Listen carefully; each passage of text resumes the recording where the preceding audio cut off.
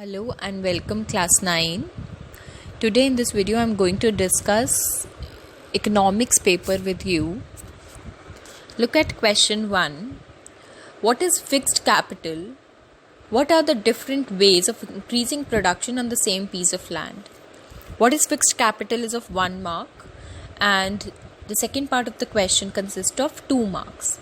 Now you need to give the definition of fixed capital along with examples like it is a capital which is used in production over many years. For example, tools, machinery, buildings. Some students have written only tools, machineries, then also I have given marks.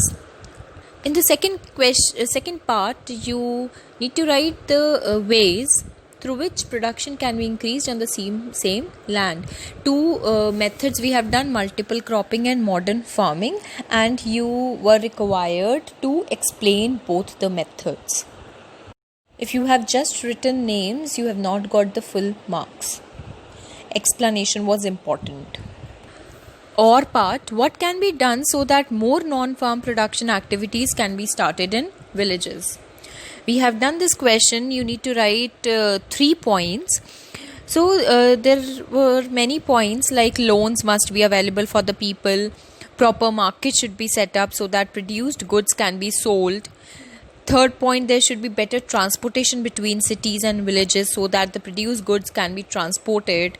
Fourth, government should set up more and more educational and health institutes, which creates employment opportunities.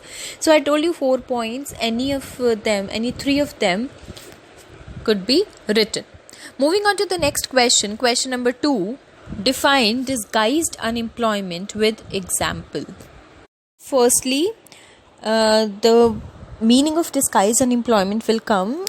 Disguised unemployment is when people appear to be employed when the number of people working on the agricultural land is higher than the number of people required. Now here the example is very important. Many students have not written example, they've just given the definition. So you will not get full marks. You need to give the example of this. Part B, discuss the role of education in human capital formation. This is a 3 mark question, so majorly 3 points should be there. I have given you 5 points in your notebook, so out of those 5 you can take any 3.